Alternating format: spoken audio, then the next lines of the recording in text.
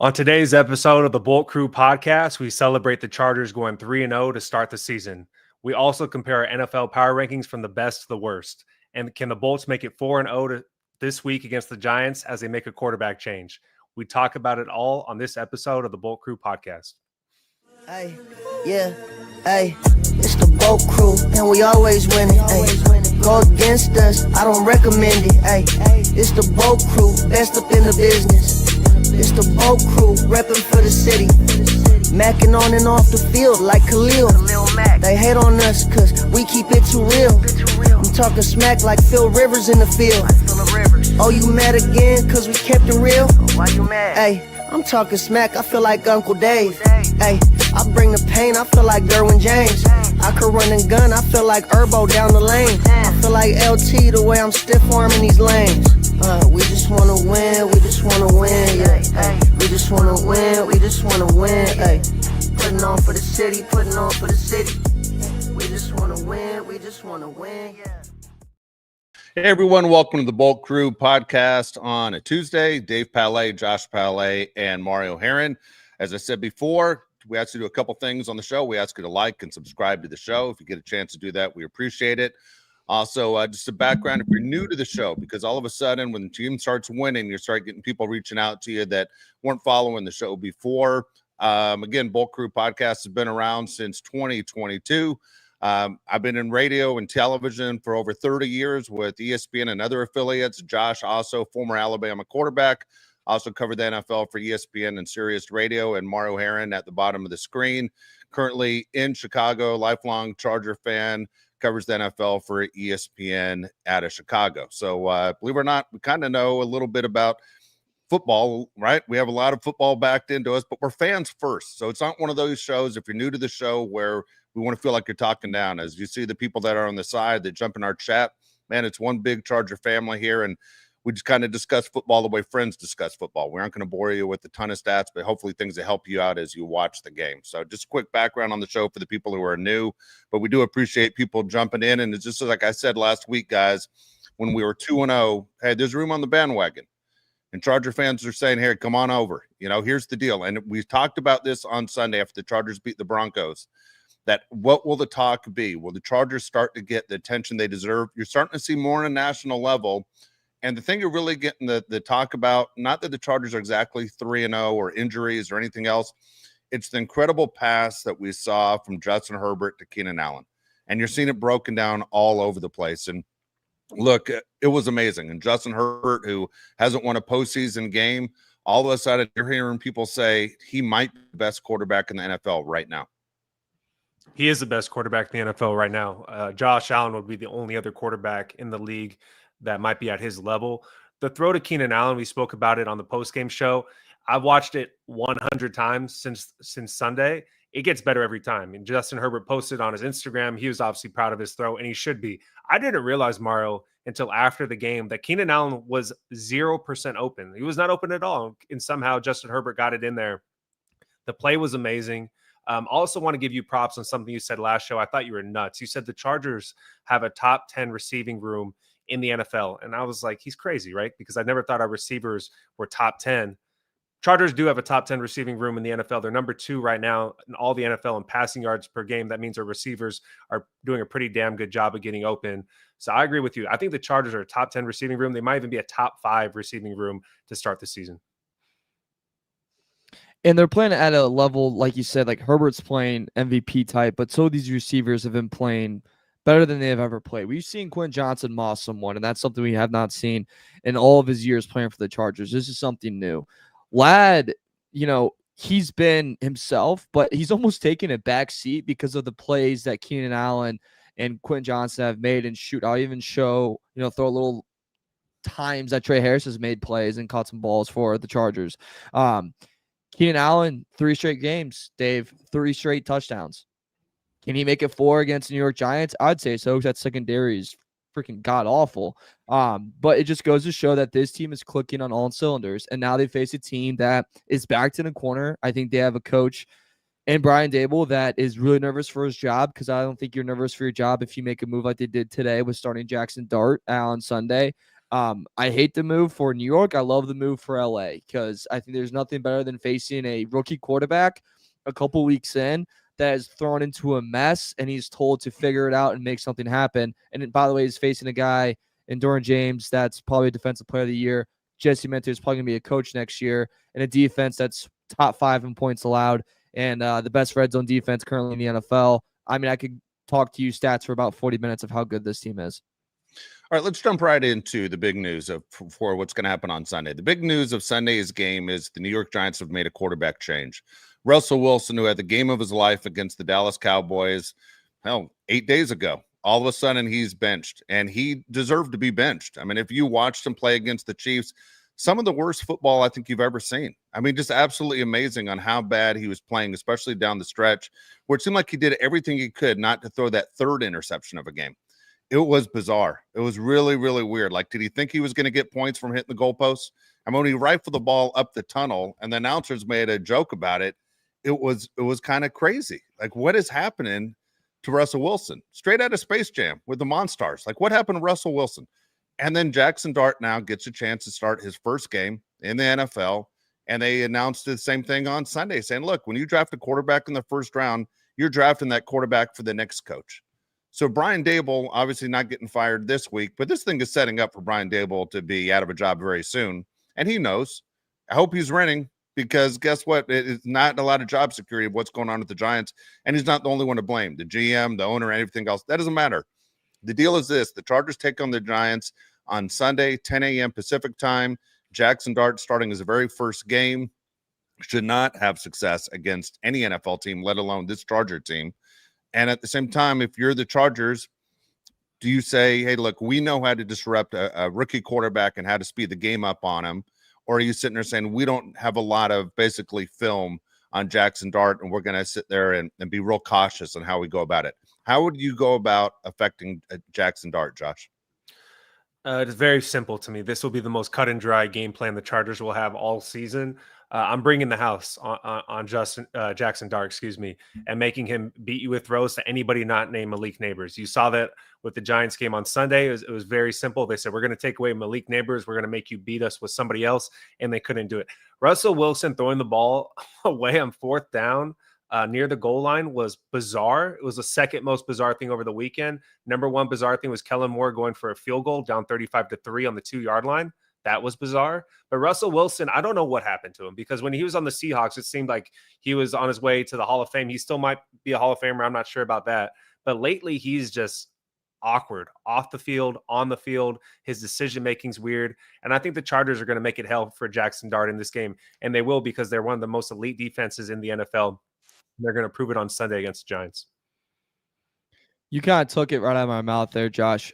If I'm facing Jaxson Dart, or I am facing Jaxson Dart this weekend, if I'm Los Angeles Chargers, I'm blitzing every single moment. I'm putting as much pressure I can on that rookie quarterback, and I'm going to make sure that Malik Neighbors has two guys on him at all times, right? I'm going to make sure that you're going to go to anyone else besides him and really make him lean on other weapons he has in that offense. Newsflash, he doesn't have anyone else. It's a pile of crap. That's how terrible this offense is. And, speaking of the New York Giants, I really hate this move because, look, I get it. Russell Wilson has looked terrible, especially on Monday Night Football. That was horrific. The Cowboys game, he had some great moments, but then he had some just moments where, like, what the hell are you doing with the football? But he's a veteran player. He's a former MVP, and you're facing one of the best defenses in the NFL who's just on a roll right now. And if I'm facing that type of defense, I know the next week I have a New Orleans Saints team who is probably a week away from giving up on his coach, whose defense is absolutely horrible, and you can use that game as a turn-up game for your rookie quarterback. You can ease him into a lot of schemes, ease him into possibly a good win, and get some momentum built for your team. That's where you start Jaxson Dart, Dave. I don't think you start him against a team that is right now looking like the second best team in the NFL. They're doing a major disservice to him. They're doing a major service to us by starting him in this game.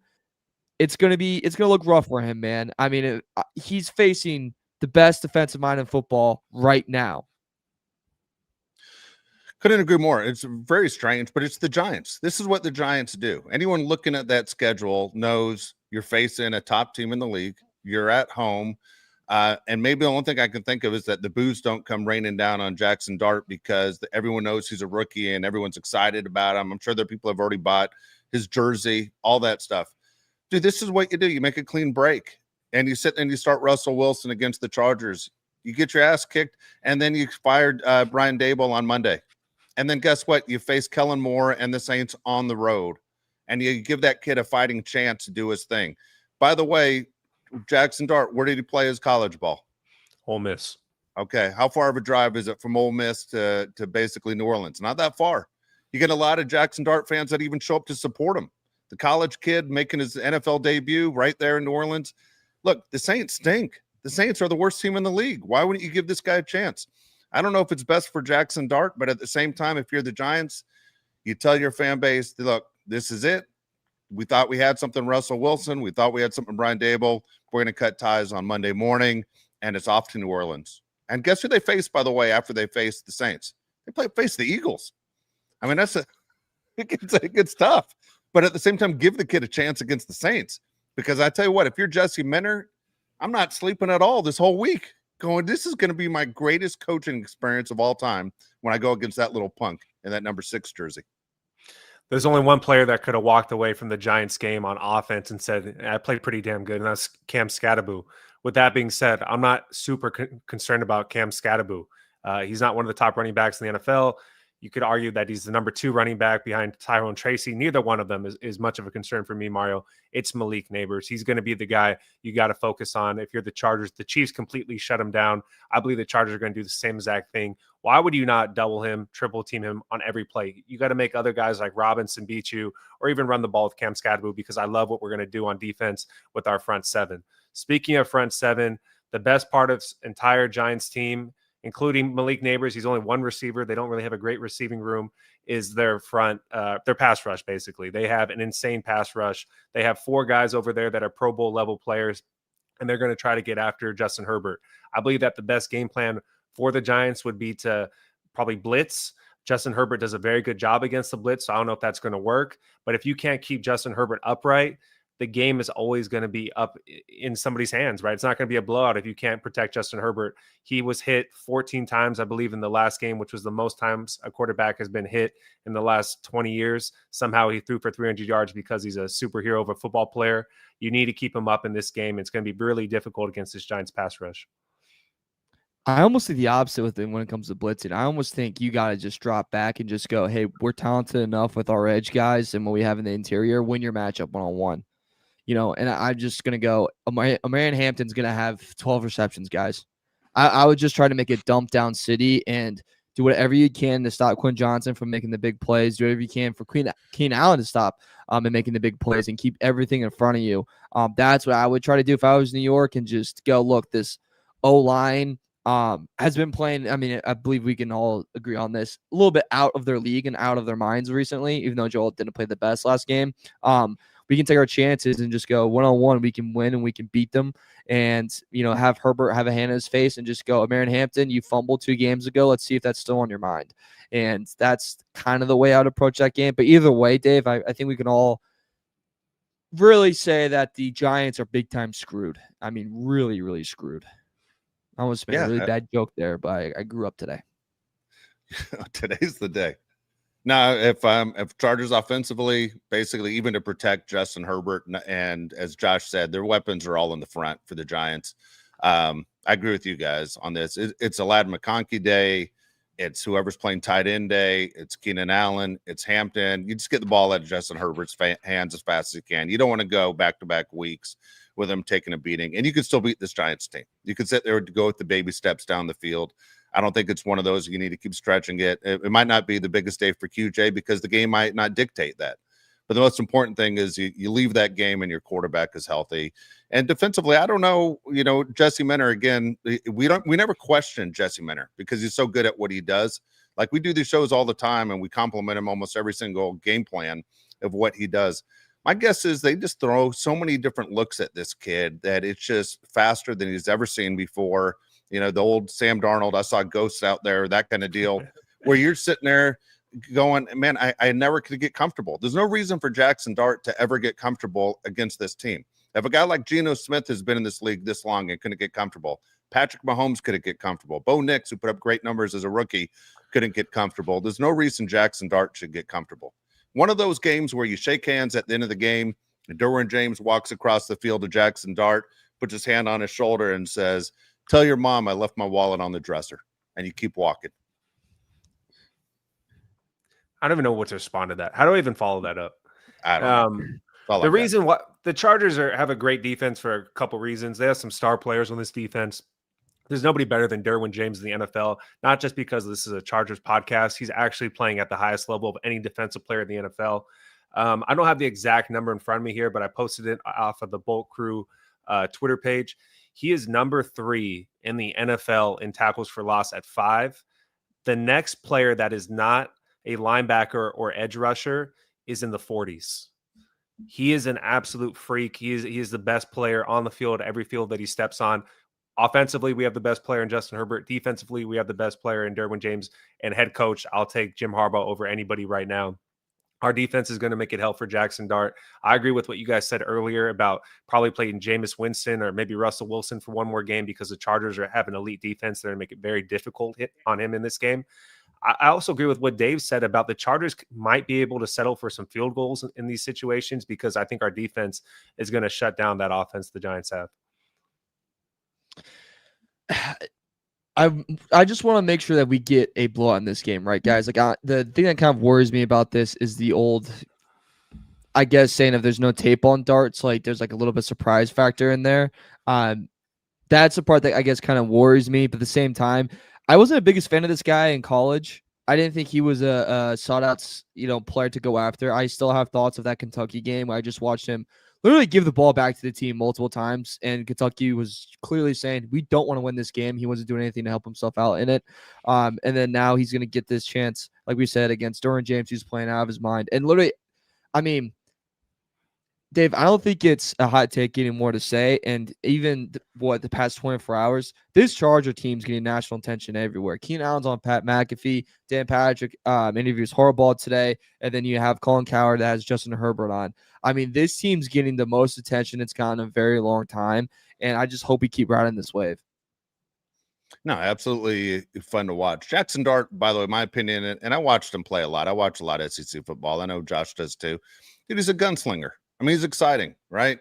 He's one of those guys that's exciting. He's had talented people around him when he was at Ole Miss. He had a coach that was offensive minded. But, man, it's the NFL. We all know it's different, right? I mean, Jaxson Dart, I'll be honest with you, I'm curious to see how his career plays out. I wasn't sure he was even a first-round pick. I mean, I was kind of surprised that there was the move made that he was able to pull this off and be a first-round pick. If he's great, he's great. But I don't know. I mean, it's a coin flip to me when I look at this kid. He's not that kid that you're going, when are they going to do the Jaxson Dart move and actually start making a run towards a Super Bowl? I don't know what he is. All I know is there's so many different things that surround him because Russell Wilson's playing that bad, and the Giants haven't had a quarterback that's produced in a long time. I mean, the best Giants quarterback that's produced is Daniel Jones, and he wears a Colts uniform. And then all of a sudden you're looking at Jaxson Dart where everyone is following his mom on Instagram because they can't believe how hot she is. I mean, there's so many distractions around Jaxson Dart being in the number one media market for what people want him to be and what he might be. Two different things. Whose concern of health would you have in this game more? Would it be Omarion Hampton being the only running back that's worth a damn on the Chargers roster, running him into Dexter Lawrence in that front, or would it be Jaxson Dart, the Chargers, just getting after him the entire game? If I was the Chargers play caller, Greg Roman, I would be very cautious running Omarion Hampton in this game and just having Justin Herbert beat us with his arm. Jaxson Dart, man, I don't know if he makes it out of this game without an injury. And obviously I don't root for an injury for anyone, but it's not shaping out well for this Giants team. Like, they did not build a good team around him. The Giants have always had a bad offensive line. I don't know who the hell he's going to throw the ball to if it's not Malik Neighbors. And we've seen it a lot with these rookie QBs, Josh and Dave, where like in those first couple games, they really rely on their legs. Like they if the first option's not there, they take off. And especially if there's pressure in the face, where a lot of these rookie quarterbacks, like you said, they go on to teams. There's a reason why they're drafted. These teams have such a high draft pick and they draft the young players because their offense is terrible. They don't have an line, yada, yada. So he's going to run a lot. Like if there's, betting perspective and if you want to bet anything on Dart, I would just take over rushing yards because I think he's going to have to scramble for his life a lot. And I think if Malik's not there, if it's not open and Scatterboo, dump down is not there either, then he is going to take off. Or if he can't find Scatterboo fast enough, then he will run. And, that does open yourself up for injury. And, we'll kind of see how that goes. But yeah, he's going to be really running for his life, Dave. I mean, his legs are going to be hurt the next day. Yeah, it's funny. As much as I'm confident in the Chargers winning this game, injuries are one of those things obviously I'm concerned about. I am concerned about the amount of hits Hampton takes and Herbert takes. And usually in NFL games, you don't worry about that kind of thing, except at what happened last week, right? We did get the news officially, and we all knew on Sunday, but officially Najee Harris is gone for the year with the ruptured Achilles tendon. Bad news for the Chargers, bad news for Najee. How does it affect the team moving forward? I don't know. We'll see how it goes. I think the Chargers still have the same concerns that we've always had with the Chargers, and that's the offensive line. And, you lose Slater at the beginning of the year, and there are some problems there. It was weird to see Joe Alt not have a dominating performance, by the way, last Sunday. It was like, we kept saying over and over again, you never have to worry about whoever's in front of Joe Alt.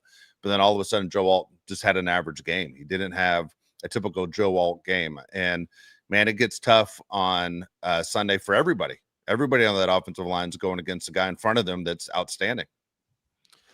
Yeah, Chargers lose that game if Justin Herbert's not the quarterback. Like anybody besides Justin Herbert's the quarterback, you're probably going to lose that game. Like you said, Joe Alt was not at his best. Mekhi Becton obviously got hurt.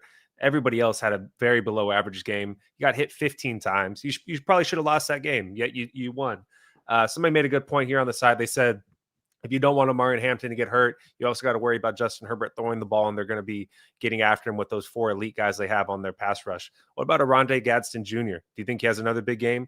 I think this is an exact situation where you could find him in some zone coverage because they're going to be back. You're also going to have Ladd McConkey, I think, with a breakout game here. And what about Jaxson Dart's old college teammate Trey Harris? Do you think he has a breakout game here against the Giants? This would be a great opportunity to have Trey Harris make some big plays. It could be a good experiment game, right? Like, look, you're the more talented team.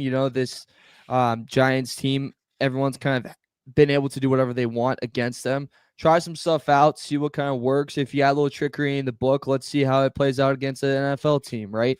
I know it's any given Sunday, and some teams can get you at any moment, but, I think, Dave, this would be a very fun time for Greg Roman to really broad, the playbook and see what you have. And also a great, you mentioned some of the rookie guys, KLS, maybe get him involved. And maybe this is a really good moment for Amari and Hampton to have a even stellar game, like on the ground, which we haven't really had yet. I would say it's kind of the missing piece to this team. Yeah, I'm all for open up the playbook and get as many guys involved. I think having Gadsden step up last week, all of a sudden, it gives every team that faces the Chargers another person to worry about, whether that means some of the young guys or not. So we'll see what they do. I can't wait for the game to be here on Sunday. We'll talk more in depth about it later on in the week, as well as we break down and let you know how the line has changed and where things are at for the Chargers Giants. Again, it's a 10 a.m. kickoff game for the Chargers. So it's weird, Mario, I know you're in the Midwest, but it is strange when your clock is a little bit different from what time the game starts to when you're actually used to practicing football on a regular basis, that all of a sudden you're getting on a long flight and you're getting ready to go.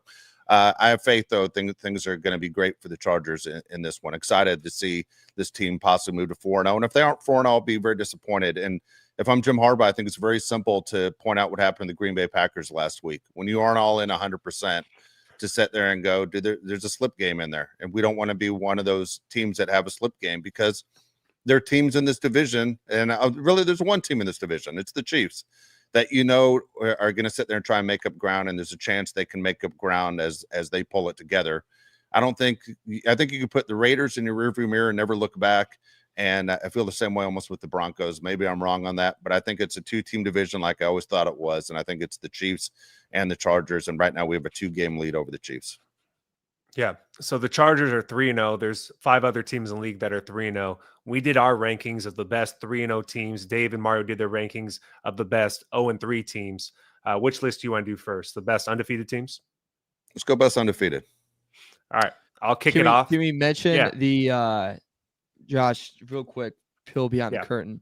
Yesterday we texted in our group chat, hey, you guys want to rank the 3-0 best teams? Got it. Then someone even said, aka Dave, we can do the best 0-3 teams too. Got it. Texted today, hey, can you send me your list before the show so I can pre-make the graphic? Yeah, I got you. Just out there for the fans. Dave then sends me not that list and just sends me his top 5 favorite teams in the NFL. It's just not quick shout out to top 5 teams. I think will make it to the Super Bowl. Yes. Just because you're 3-0, I don't think you're going to the Super Bowl. I don't think the Colts are going to the Super Bowl. I don't think and maybe not even the Niners. I don't think the Colts are a Super Bowl team, but that's fine. That's fine. Just wanted to give you credit for reading the chat. That's fine. We'll pull that curtain back. Fine. All right, we're gonna go. We're gonna go my list real quick. I'm gonna run through this. Nobody wants to spend too much time on my little list here, but I rank the best 3-0 teams. There's 6 teams that I just mentioned. I have the best team in the NFL right now as the Buffalo Bills. The only reason I have the Buffalo Bills ahead of the Chargers is because of the injuries the Chargers have sustained so far. That doesn't mean I don't think the Chargers are better than the Bills. I think the Chargers are actually right there with the Bills. I have the Chargers as the second best team in the AFC, second best team, third best team overall. And then I have the Colts as the third best team in the AFC. I don't know who the Colts are. Nobody really knows who the Colts are. In the NFC, I have the Eagles as the best team in the NFL. I think right now they have the best roster from top to bottom. They're also the reigning champs. You really can't knock them off right now. I have the Bucks as the second best team in the NFC. I have no confidence in the Bucks. I don't think they're that great. Mike Evans is now going to be out for 3 weeks. Let's see what they have. And I know that probably hurts your fantasy team. And I have the 49ers as the third best team in the NFC. They've had a lot of injury problems. Nick Bosa was announced today he's going to be out for the remainder of the season. I don't have a ton of confidence in them. They've had as many injuries as the Chargers have. With that being said, I have the Chargers as the third best team in the NFL right now. Okay, there you go. All right, Mario, you want to go next? Sure, we can go. So mine's a little different for these undefeated teams. One I have, and it's just because they're reigning, they're defending, and they haven't lost yet, and that's the Philadelphia Eagles. I have them as my number 1 team. Even like statistically, I was kind of looking at it. There's nothing that they do that's exceptional currently. Like their highest ranking is EPA per play on the rush attempts. And after that, it's like 14th in rushing yards per play, 27th in yards per play, and they're 32nd in total yards this year, total passing yards this year. So they're not just doing anything well defensively, 15 points allowed, 25th against the run, but they win. The Rams game, they won. Chiefs game, they won. Doesn't matter who they play, they just find a way to win. Cowboys, they won. It's not pretty. It's not the best, but they get it done, and they haven't been beaten yet. So they're my number 1. 2 is Buffalo Bills. They beat the Ravens in a big game. They rocked the Jets. They beat the Dolphins when they were down a lot of guys. They're still 4th in turnover differential. The 21st in opponent yards per play, which is not the best, but a lot of the guys, again, are still out. And they currently allow the most rush yards per game, which is something pretty shocking that they need to figure out later on this year. 3rd is where I have our beloved Chargers. Total passing yards in the NFL, Chargers are number 1, baby. They sit alone at the top. 1st in success rate allowed, Chargers are number 1. 1st in red zone defense, Chargers are number 1. 4th in points allowed, like the 5th in EPA per pass. Like this team is really damn good. And I love what they're doing. I think they're only going to get better, and their stat-wise, they're only going to get better with the teams they have coming up. 4th, I have Niners. I'm just a Niners believer. I don't know why. I know Bosa's out, but they've had a lot of guys down, and they've had 2 wins inside their division. I think their division's sneaky hard. And then they beat the Saints when Mac Jones looked So I have them there still. I'm still believe that they can be something. Colts, the most shocking team so far. I have them at 5. Their stats are just freaking nuts. I think there was something that part of my take had that their EPA per play was the best ever since that stat's like been started, and they had Peyton Manning. And then they're just, and everything else, the things they're first in, it's like, how the hell they ever first in that category? They're going to come back to hell here pretty soon, but right now they're looking pretty. Buccaneers, the biggest margin of victory has been 3 points, and it's been the Texans who are 0-3, Jets who are 0-3, Falcons who are 1-2, and maybe have a quarterback problem. So I'm not buying into them. You mentioned the Mike Evans part.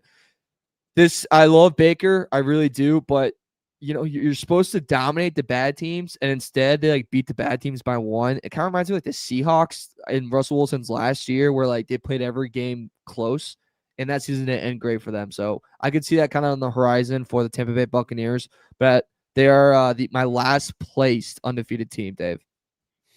All right, so it's funny. Some of these teams obviously think it's going to change. I'll give them to you. I'll tell you right now, the number one team for me has to be the Eagles still. I mean, it's hard to go against the Eagles. They're Super Bowl champs. They've won 19 in their last 20 games. I mean, pretty incredible what they've done. That they're obviously number one in the NFC. The Bills are number one in the AFC for me. Chargers are number two in the AFC. I have the 49ers number two in the NFC. I have the Colts 3 and the Bucks 3 in the NFC. So out of the 6 undefeated teams, that's kind of the direction I have. I will say this about the Bucks. I think a lot of people have become Baker Mayfield fans because they love to build people up, tear them down, and then build them back up again. And he's in that stage of his career where people want to build Baker back up. The Bucks win games on their last possession every time, and as Mario just said, they're against very bad teams. I don't think the Bucks are for real. The Colts, I still can't figure out, but they're going to have a real test coming up on Sunday when the Colts take on the Rams in Los Angeles. Also, just because I'm a uniform guy and I complain about dumb things that no one else cares about, the Colts have worn those white uniforms in every game. Even at home, the Colts wore their road uniforms at home, and they're wearing white every time, and they're going to wear white again. I'm with you on the old man take. If you're at home, wear your freaking colored jerseys. You don't wear white, not in football. Yeah, the NBA screwed that up. Let's not copy the NBA on that. It used to be the Dallas Cowboys were the only team that could do it. They got away with it. The Cowboys have always worn white at home. Everyone else wore their colored jersey at home. But then the Chargers, I remember, used to do the summertime, the whiteouts to start the season because it's so damn hot, as I said, in September in Southern California. But anyway, that being told has nothing to do with wins and losses. It's just one of those things you kind of notice. But, here's the thing that's interesting. Some of these matchups that are come down the line this week, and we're going to get into our picks and stuff on the next show. You have Micah Parsons going against the Cowboys this week. Kind of cool, right? We all want to see what that's going to be. But you also have, you're going to laugh and go, no one's going to compare this unless you're in these two cities. You have Mac Jones going against the Jags this week as the 49ers play the Jaguars. Now, I believe the 49ers stay undefeated, by the way. They should take care of the Jags.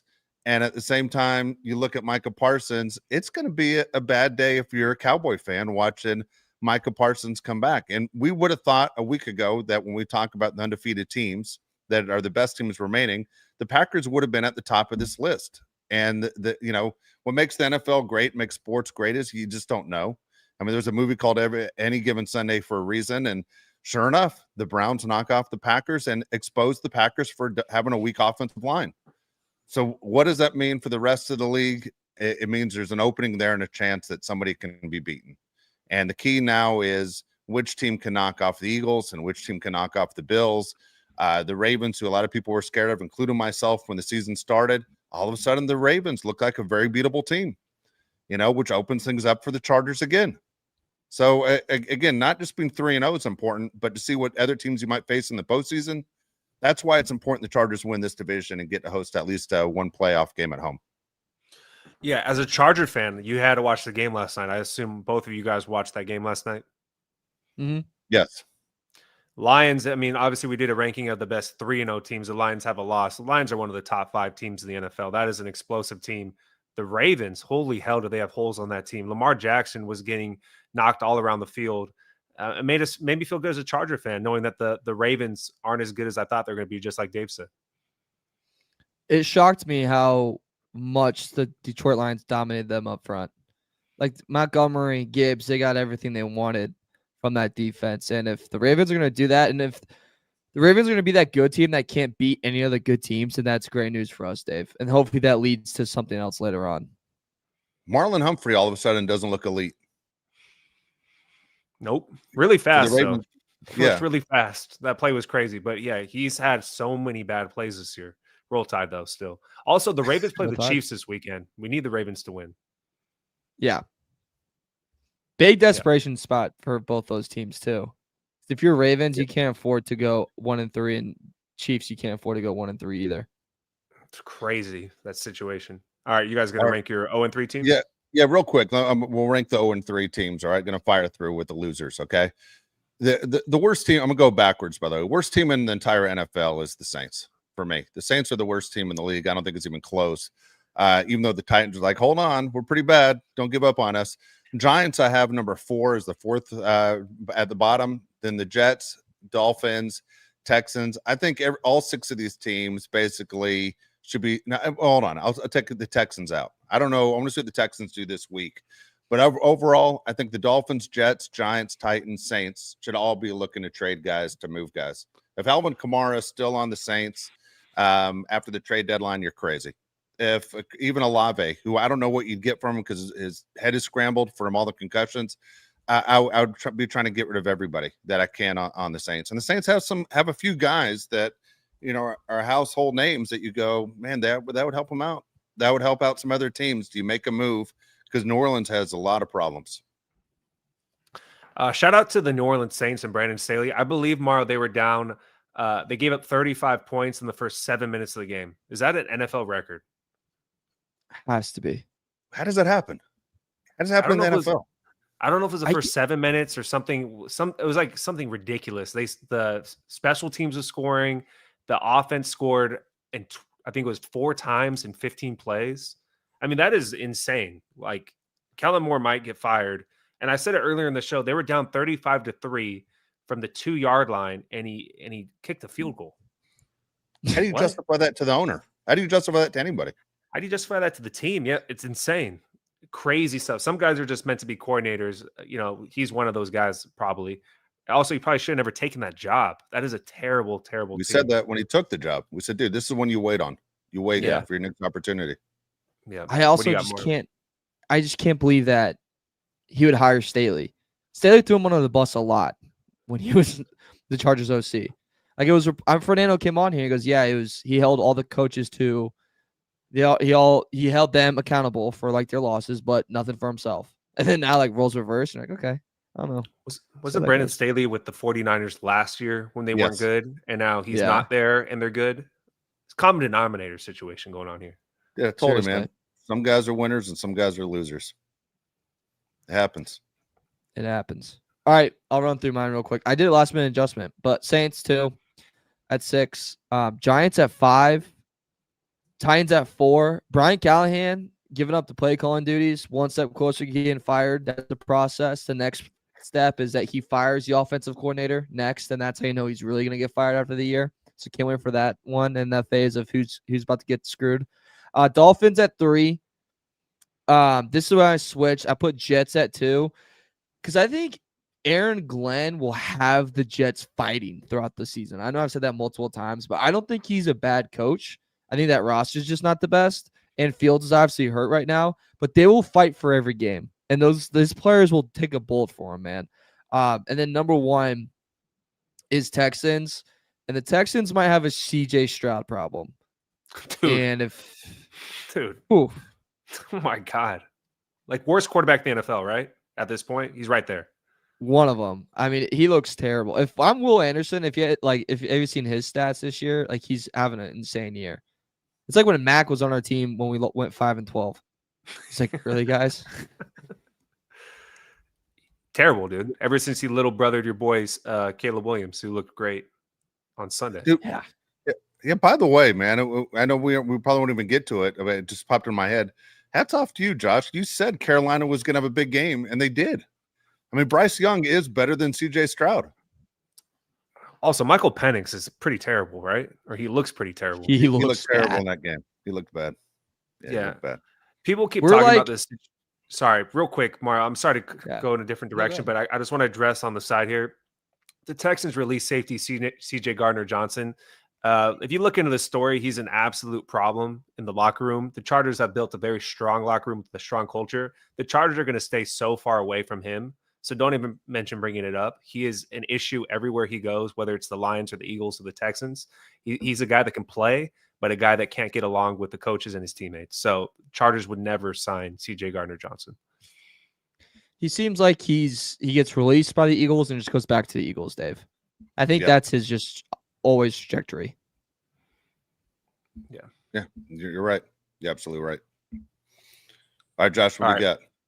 I got the comments here on the side. We're going to start with AK 999. He says, Uncle Dave, I love you, but I'm calling you out. Stop listening to Josh and Mario. You saw last night, fraud alert, Ravens logo. They got smoked by the Lions. They're not in the class with the Bills or Chargers. Don't listen I to me. agree with I'm that. telling They you. aren't in the class of the Bills and Chargers.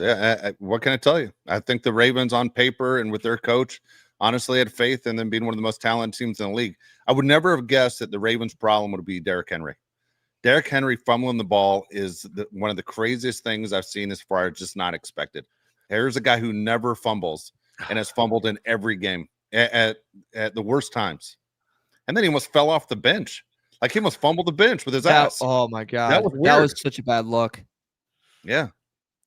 Yeah. I think they missed their window when McDonald was their defense coordinator. I think that was their year. And then now it's just they're never going to get that shot again. Yeah, their window's closing fast, huh? The Ravens. Young West, $5 says this team is too good to not trade for an edge and some offensive line help. The time is now. F those picks. We are a championship caliber team.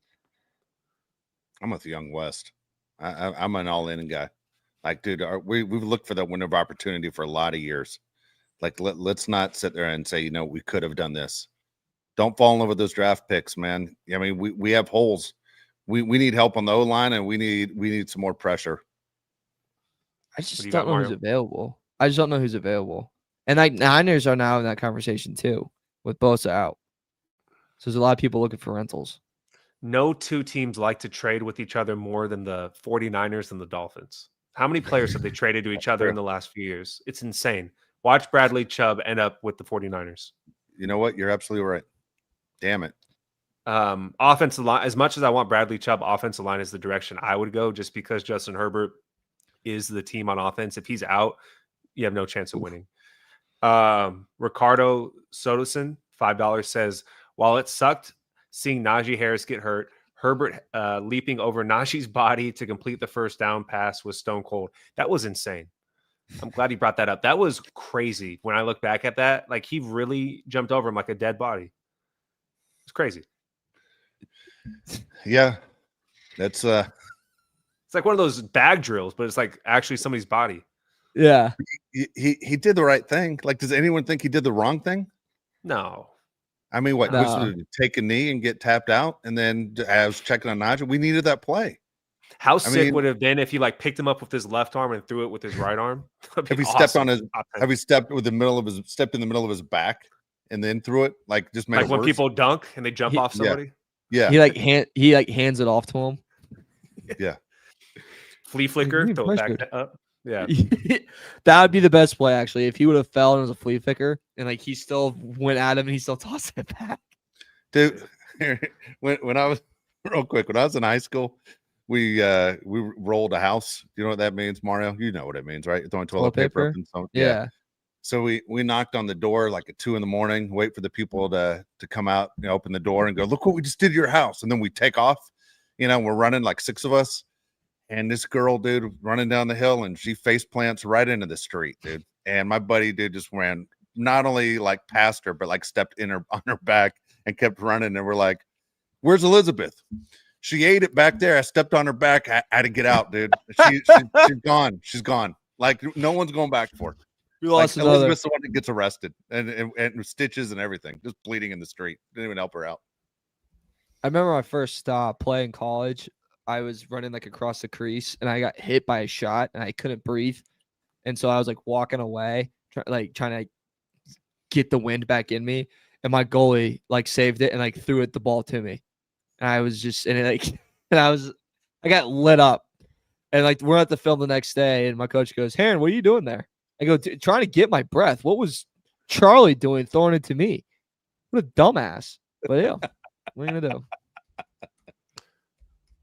All right, we got Nestor 499 says, shout out to the best Chargers podcast and happy belated birthday to Josh. I got a fancy question. Chargers defense against the Giants or Texans defense against the Titans? I'll let Mario. First off, thank you for the birthday wish, Mario. I'll let you answer that fantasy question. What do you got? I'd go Chargers defense against the Giants because you have so many guys that are creating turnovers right now, and you don't really have that with the Texans D. And in divisional games, I know I've said this multiple times, but there's just always that weird factor. And you're getting a new play caller with Houston. Maybe he gets a little trickery going. It's just gonna be a different change of pace. And sometimes in the NFL, you see some pretty big bounces back, Dave. Yeah, I agree with Mario on that one. I would go Charger defense. Yeah, I agree. AK199 says, stay tuned for a crazy bold prediction on Thursday. All right. Better bring it, AK. Okay. All right. It's on fire. Son of a bitch. Jose M, $2 says we should bring Thibodeau home with us. Or does he say Thibodeau or is it Thibodeau? How does he pronounce Thibodeau. it? Dude, I hate that guy. He's one of my Really? least favorite guys in the NFL. Dude, I'm an Alabama guy. I've made it clear on the show. Nobody took more shots at Alabama than this guy when he was at Oregon. And he never won jackass. And yet he sits there and talks like he played for Ohio State or Clemson. Just relax. I'm with Dave on this one. I agree with Dave. He's an LA guy. I get it. He's on a bad team. We could use him. But I selfishly don't like him. But if the Chargers added him, I would probably cheer for him. I would take Burns in a heartbeat. I'd take Burns in a heartbeat. Dude. Brian Burns is insane. Yeah. He might be one of the freakiest athletes in NFL history, that guy. He's crazy. EJ, what's up? I thought he was the second coming of Christ when I watched him play his freshman year at Oregon. It was unbelievable. Thibodeau? Yeah, like I was like, Yeah. holy. I was like, yeah, I don't care about the rule. Like, let him play in the NFL. This is unfair. AJ Eduarte 999 says, showing more love, fellas. 3-0 was the dream start, and here we are. Cousin and I got our tickets to the Chargers versus Eagles game on December 8th, flying from Anchorage, Alaska. National City native here. Go Bolts. Let's go, EJ. There's a lot to unpack in that comment there, right? There is. First off, congrats on going to the Eagles game. That's probably the best game to go to all season, right? National City to Anchorage, Alaska is crazy. Like, I need to know how you ended up there. You don't have to pay for it. Just let me know in the comments. Beast. Couldn't be more different. Dude, I don't know if Eagles game is the best game to go to, by the way, EJ. Why? Like, I understand. Why? 'Cause it's 50, Two top 3 teams in the NFL. Let me tell you something. People from Philadelphia are punks. They all are. The media, they're punks. The fans are punks. The players are punks. In my time of covering sports, you always heard, the New York media, the New York players. New York was fine. It's always Philadelphia are the worst people. Easily. The Phillies were the worst. The Eagles were the worst. 76ers were ridiculous. All those guys are punks, man. They're all bad guys. And you go to that Eagles Chargers game, telling you right now you're going to be excited to be there. You went out of your way to get there. There's going to be about 90% Eagles fans. There are going to be a ton of fights. Just keep your mouth shut. That's all I'm going to say, because these Eagle fans have nothing to fight for. As the best advice ever given to me is never get into a fight with an ugly guy because he has nothing to lose. You're right about them being you're right about them being jerks, but some of these home games are not great, right? You got these the Eagle Commanders. fans buy their tickets way in advance, man. There's nothing to do in Philadelphia in December. As I told him, we've all seen Rocky. That's the best part of Philadelphia. It's a dump. You got They celebrate a bell with a big crack in it. I mean, it's ridiculous. They've never had anything nice. Hey, Philly Philly cheesesteak, that bell means something in our country. I can't remember. The Revolutionary War, something. remaining Charger home games, you got Commanders, Colts, Vikings, Steelers, Raiders, Eagles, Texans. That's by far the best game. You're going to hear a lot of water. You know, Philly accent. Hey, got some water. These guys. AJ. Put out EJ, though. Let's go. Yeah, EJ Eduarte, 1999 says, tacos and beer on me, Josh. Not sure how far that gets you where you're at, but happy belated birthday. Dude, that's super nice. That's very nice. I appreciate it. Shaq year. OJ Every Simpson year, year. Shaq year. You know how many numbers he wore? I know, that's the fun with Shaq year. It just keeps going. Angie Ibarra 999 says, I've been a fan since 1981, 1982, and there's never been a better time to be a fan. Exciting football for sure. Go Bolts. I think that's the same time Dave became a Chargers fan too. Is that correct? That was about it. Angie and I think I talked about this. For me, it was the Kellen Winslow game against Miami. So that's the same time. I believe. What year was that? Let's see, January 2nd, 1982 was that game, I believe. So right there. Yeah, January forget 2nd, it. 1982, I think, is when the Chargers knocked off the Dolphins in Miami. Nice. You got a rant? Yeah, it's not major, but it's major for me. It's people that don't replace items that they use. Okay.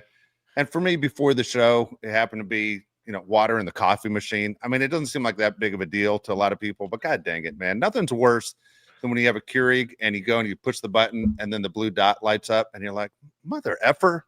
Like, there's only 2 people in my house right now. Like, it wasn't me, because I fill it all the way to the top to make sure we always have water.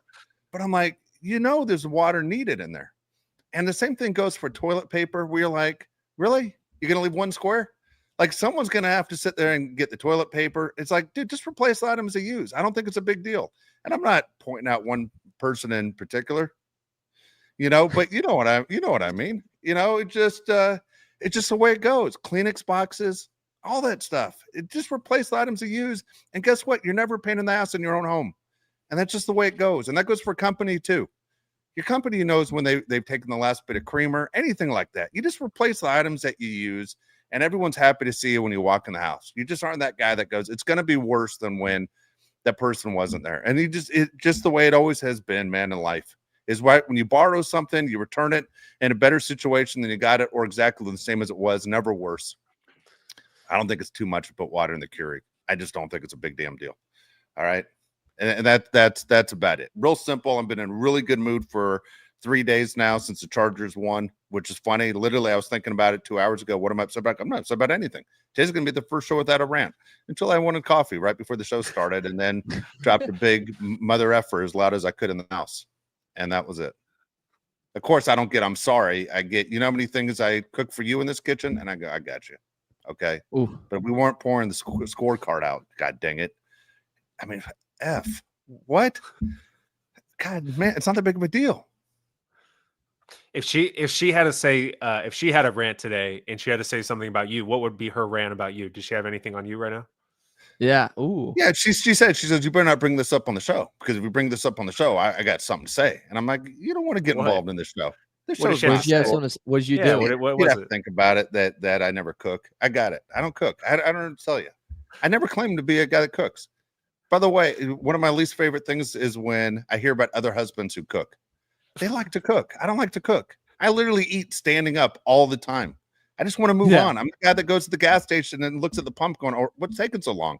I eat food like fuel. That's how I'd go. I'm not that guy that sits there and there are times to enjoy a meal and times where you're just moving. And to me, breakfast and lunch, you're just moving. You just throw something, right? Dinner time, you were friends, dude. I'll sit down. I'll sit there for 2 hours and BS with you all you want. Okay. I'll spend a lot of money, all that stuff. Doesn't matter. But god dang, man, when it comes to breakfast and lunch, man, I'm not sitting there going to break down the world's problems. I got stuff in my mind that I'm going to get to. I got to play Immaculate Grid and send my number over to Josh every morning. I'm with you on the standing while eating. Like when I eat, like it's time for me to fuel up. It's gone in seconds, and I'm out the door. I'm on to something else. I'm just stuffing my face for the next 5 minutes. Yeah, especially during like the workday, right? Like, I'm not spending too much time.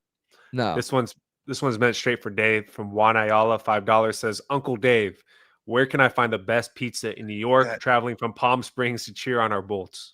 God dang it, Juan. That is such a great question. And my memory is so crappy because here's the deal. I love going to New York because I told everyone last show, this is the best week to be in New York right now. Weather-wise, it's perfect. Chargers are in town on Sunday.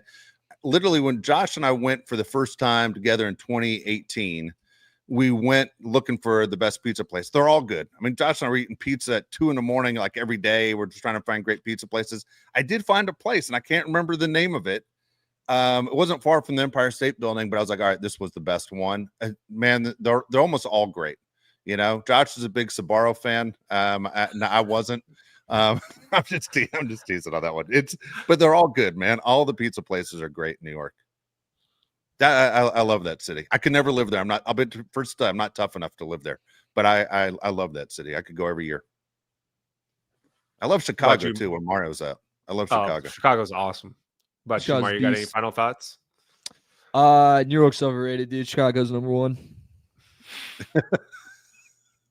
New York can Eat crap. We're number one, dude.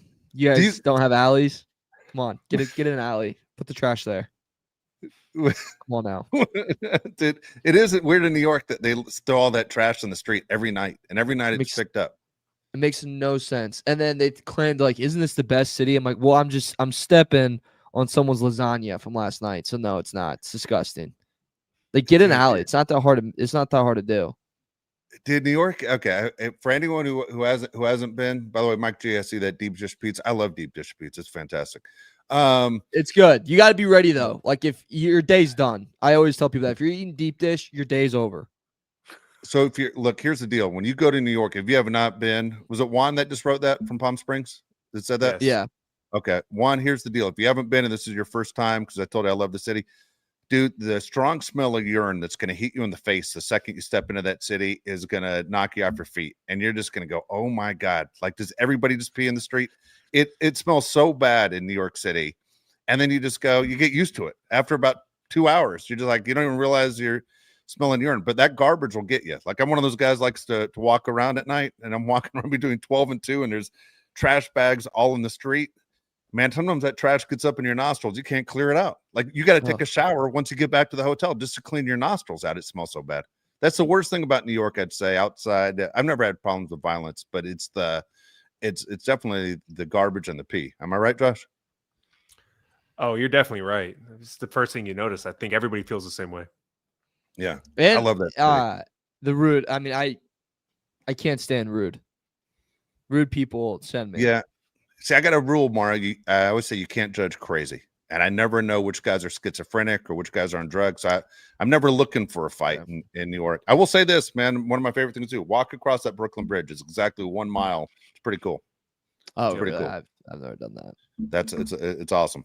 You're only going to hear Alicia Keys and Jay-Z about 1 million times as everybody plays Empire State of Mind. But anyway, trying to sell you keychains. But that's good. Like I don't know what the bridge is called, but it's like right when you kind of enter downtown Chicago. And if you trying to walk across that is awful because everyone in front of you is a tourist, so they're all taking pictures. So they're like stopping and taking a photo and like, oh, this is a building. This is so cool. And like the water. It's dude, like it's a not lot of that. Better, and you're like, not a better city man. for architecture than Chicago, though. Chicago has the best buildings. They do. Yeah. And it's very neighborhoody, which I think is really nice. I was pitching Chicago to my cousin this weekend, actually, for her to move here. Okay. There you go. All right. We're all good. We're all good. All good. All right. So here's the deal. As I said, we plan on being back on Thursday at 1 o'clock. All right. Not exactly sure if we ask you to like and subscribe. I might have to be in LA on Thursday. All right. But as of right now, Thursday, we're going for 1 o'clock. We might have to make it a Friday show, but I think it's going to be Thursday. It looks like it's going to go. I'll give you a hint. I'm supposed to see Peyton Manning on Thursday. That's the plan.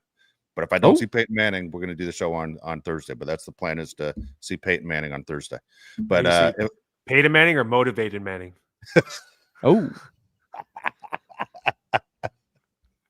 Ask him what his favorite part of Indianapolis is.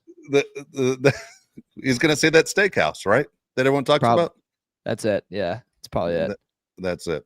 All right. Good deal, man. We'll be back hopefully at Thursday. If not, pay attention, like, and subscribe. You're going to know.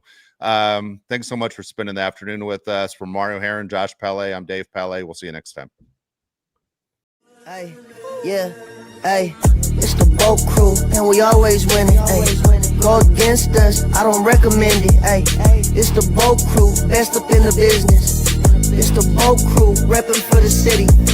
Macking on and off the field like Khalil. They hate on us cause we keep it too real. I'm talking smack like Phil Rivers in the field. Oh, you mad again cause we kept it real? Why you mad? Hey, I'm talking smack, I feel like Uncle Dave. Hey, I bring the pain, I feel like Derwin James.